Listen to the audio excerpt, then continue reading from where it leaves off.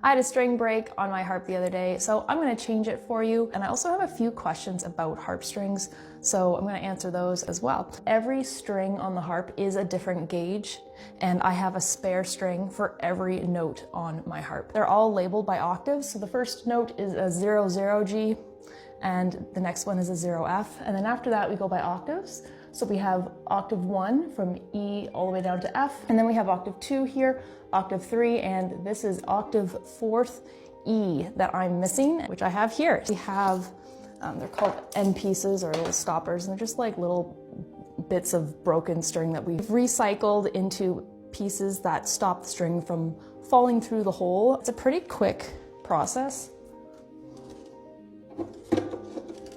Through the hole first, I tie my fancy knot, pull it a little tight, slip it through. I have videos up close of changing the string and the knot tying and everything if you want to look those up, and pull that tight. I string it through here while I'm holding it tight down here so it doesn't slip out and I lose that stopper. And I need my E flat.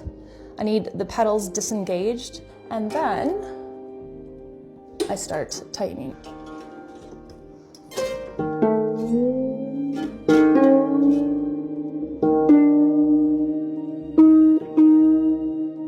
I take a pair of nail clippers and clip the excess string off.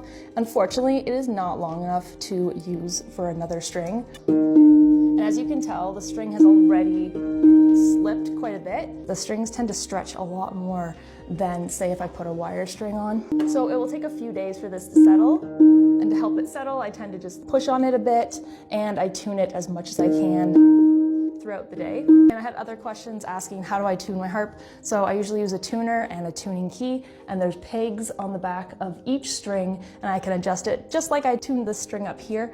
And I also had some other questions asking if it hurts if a harp string breaks. Just to give you a sense, when the string breaks, it's not like it's a rubber band, and it's not like it's a thin piece of steel where there's so much pressure that it's like it's gonna fling and hurt you.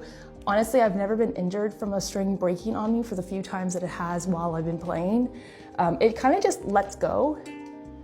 There's no like force or anything. I have a little notebook that I like to keep track of all the strings on my harp and when they've last been changed.